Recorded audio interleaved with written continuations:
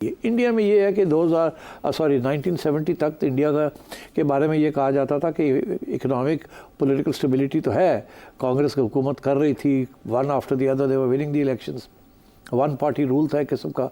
Emergency भी लगा दी जब पहली दफ़ा चैलेंज आया इंदिरा गांधी ने इन द लेट 60s।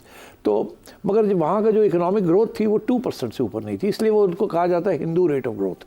हमारे यहाँ कहते थे कि ये तो बड़ी डायनामिक ग्रोथ कंट्री है। इंडिया के बारे में ये अंटिल 1970 यही था कि हिंदू रेट ऑफ ग्रोथ। उसके बड़े रीजंस हैं, वो किसी वक्त डिस्कस किया जा सकता है कि why was it a 2% rate of growth. उनका जो इकोनॉमिक मॉडल था that was from the Soviet union model of a command economy. उन्होंने इम्पोर्ट शोर्ट्स और टेक्नोलॉजी ट्रांसफर्स बंद किए हुए थे, अपना सारा कुछ करना चाह रहे थे, जिसकी वजह से हैवी इंडस्ट्री लगा रहे थे। और हैवी इंडस्ट्री की जो जेस्टेशन पीरियड होता है वो बड़ा लंबा चौड़ा होता है। हमारे यहाँ कोई हैवी इंडस्ट्री नहीं मिली, हमें बाहर से पैसे मिल रहे थे, हम इंपोर्ट्स करके इंपोर्ट डिपेंडेंट हो गए। उन्होंने इंपोर्ट डिपेंडेंसी नहीं की, उन्होंने कहा हम अपने पाँव पे खड़े होंगे। उन्होंने पहले 20-30 साल जो है वो अपने पाँव पे खड़े होने में लगा दिए, जिसकी वजह से उनकी रेट ऑफ ग्रोथ जो था वो स्लो था। 1970 में उन्होंने मनमोहन सिंह साहब उनके फाइनेंस मिनिस्टर थे, तो मनमोहन सिंह साहब ने देखा कि पाकिस्तान के अंदर 1990 के नॉट 70 माजूर चाहता हूँ 1990 में इंडिया ने फिर सोचा कि अब हम भी कुछ करें। उन्होंने देखा नवाज शरीफ का मॉडल क्या है, Nawaz Sharif was for privatization. Manmohan Singh ने फिर ये 1991 में प्राइवेटाइजेशन की पॉलिसी शुरू की और अबाउट टर्न किया, और वहाँ से फिर इंडिया का रेट ऑफ ग्रोथ जो है वो बढ़ना शुरू हुआ। इंपोर्ट्स जो हैं वो आने शुरू हुए, टेक्नोलॉजी ट्रांसफर शुरू हो गए, मार्केट बढ़नी शुरू हो गई, एक्सपोर्ट इकॉनमी बढ़नी शुरू हो गई एंड सो ऑन। वो अपने पाँव पे खड़े हो चुके थे, इसलिए उन्हें कोई फिक्र नहीं था कि फिस्कल डिफिसिट जो है will lead to a current account deficit and so on and so forth. तो इसलिए उनके रिजर्व्स भी थे, सब कुछ था। तो मैं समझता हूँ कि इंडिया का जो इकोनॉमिक मॉडल था उसने पहले फ्रॉम 1947 टिल 1990 स्लो रखा उनको, मगर 90 के बाद बहुत तेज़ी से वो बढ़े आगे। और अब तक और तीसरी चीज़ ये थी कि जब वो अपना बेस बना रहे थे, वो सिर्फ हैवी इंडस्ट्री का बेस नहीं बना रहे थे, वो तालीम का बेस भी बना रहे थे। That was very important. Population growth का बेस बना रहे थे, विमेंस एम्पावरमेंट का बना रहे थे, सेकुलरिज्म का बेस बना रहे थे। ऑल कंडीशंस जिसके साथ उनकी integration into the world global economy, private sector economy जो थी वो बड़ी रैपिडली होनी शुरू हो गई। हम यहाँ वो बिल्कुल नहीं कर रहे थे। So I think that was the reason why India has forged ahead और हम पीछे रह गए हैं। हमारी डिपेंडेंसी सिंड्रोम ने हमें ले मरा है। चले, ये तो था इकोनॉमी के हवाले से मुख्तलिफ ममालिक का काबुली जायज़ा। अब अदील साहब लाहौर से एक बार फिर क्या जानना चाह रहे हैं? शेख साहब, आपके तजज़िये के मुताबिक बात फैज़ हमीद तक नहीं रुकेगी और मामला इमरान खान तक जाएगा। अगर ऐसा ही हुआ और इमरान खान पर संगीन मुकदमात बन गए, जैसे पहले जुल्फ़िकार अली भुट्टो और नवाज शरीफ पर बने थे, तो आपके मुताबिक इमरान खान कौन सा रास्ता इख्तियार करेगा? भुट्टो वाला के डट जाना है कि नवाज शरीफ वाला के डील करनी है? जी, बड़ा अहम सवाल है और सारा वक्त हम इसी के बारे में परेशान रहते हैं कि अल्लाह करे कि खान साहब भुट्टो वाला रास्ता ना करें।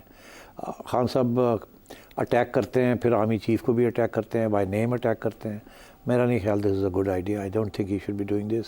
भुट्टो साहब को जिन लोगों ने तारीख़ पढ़ी उनको पता होना चाहिए कि जब भुट्टो साहब को निकाला था ज़िया उल हक ने, तो भुट्टो साहब को फिर जेल से छोड़ दिया कू के बाद, और वो लड़काना चले गए। वहाँ जाके उन्होंने एक स्पीच के अंदर, इलेक्शन कॉल हो गए थे, और उन्होंने वहाँ एक स्पीच के अंदर कहा कि मैं देख लूँगा इन जर्नलों को, मैं टांग दूँगा।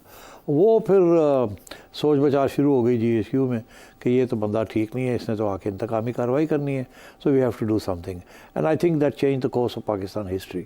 तो मेरा ख्याल है इस किस्म की बयानबाजी नहीं करनी चाहिए, रास्ते खुले छोड़ने चाहिए। अभी आर्मी चीफ़ की तरफ से भी एक बहुत इंपॉर्टेंट स्टेटमेंट आया है कि हमें अपने ज़ाती नफ़रत जो है, पर्सनल हेट्रेड्स और पर्सनल, इसको अहमियत नहीं देनी चाहिए। यही कहा उन्होंने अभी कल ही ऐसी बात कही है। तो मेरा ख्याल है ये उनकी तरफ से इशारा है कि he is prepared to forgive and forget, provided Khan साहब भी थोड़ा सा अपनी नफ़रत जो उनकी है, जो कि सियासत के ऊपर नज़रअंदाज हो रही है, उसको ज़रा ख्याल किया जाए। खान साहब ने जवाब भी दिया इसका, और खान साहब जो हैं वो मेरा नहीं ख्याल अभी मूड में है, मगर मेरा ख्याल है वो एक सियासी पहलू भी हो सकता है। अभी ये जो सारी इनिशिएटिव शुरू हुआ है, जिसकी बात अब चार्टर ऑफ डेमोक्रेसी की बात हुई, मेरा ख्याल है कि अगर खान साहब इसमें हिस्सा लें तो ये सबका फ़ायदा है इसके अंदर। और मैंने अभी भी कहा कि मेरा नहीं ख्याल इस्टेब्लिशमेंट इसको अपोज़ करेगी। तो खान साहब को बात समझ आनी चाहिए। खान साहब के पाकिस्तान के सबके इंटरेस्ट में यही है कि कोई रास्ता निकाला जाए, और खान साहब जो हैं उनके लिए रास्ता निकाला जाए। खान साहब अपने लिए रास्ते बंद कर रहे हैं, मगर वो कॉम्प्रोमाइज़ के बेसिस के ऊपर ही होगा। खान साहब ये बादशाह सलामत नहीं बन सकते, ना ही हम बनने देंगे उनको। ये मुल्क एक आइन के मुताबिक इसको चलना है, और अगर खान साहब आइन के मुताबिक नहीं चलेंगे तो फिर कोई भी नहीं चलेगा, ना इस्टेब्लिशमेंट चलेगी, ना सियासी जमातें चलेंगी। And then there will be chaos and anarchy, और दुनिया कह रही है failing state will become a failed state. तो अब खान साहब के ऊपर बहुत बड़ी जिम्मेदारी है। He has to negotiate an opening. अभी वो कभी कहते हैं कि अचकज़ई साहब जो है वो गवर्नमेंट के साथ बात करें, कभी कहते हैं अचकज़ई साहब इस्टेब्लिशमेंट के साथ बात करें, कभी कहते हैं मैं तो सिवाय इस्टेब्लिशमेंट के किसी और के साथ बात नहीं करूँगा। मेरा ख्याल है इस्टेब्लिशमेंट के साथ बात डायरेक्टली तो कोई भी ना करे, बेहतर यही है। अगर आप समझते हैं कि उनका रोल कम होना चाहिए तो आप सियासतदानों के साथ बैठ के बात करें, इकट्ठे मिलकर रास्ता निकालें। और मैं ये समझता हूँ कि इस्टेब्लिशमेंट सपोर्ट करेगी। कोई रीज़नेबल रास्ता अगर आप निकालते हैं जिसके साथ इस्टेब्लिशमेंट को भी वे आउट मिल जाता है, लड़ाई झगड़े भी ख़त्म हो जाते हैं, स्टेबिलिटी भी आ जाती है, एक नई इलेक्शन भी हो जाती है। और अगर उस इलेक्शन में आवाम चाहती है कि खान साहब आ जाए तो खान साहब भी आ जाएं, मगर एक तरीके के साथ ये सारी ट्रांजिशन हो, नफ़रत और हेट्रेड और वेंजेंस इसके बेसिस पे ना हो।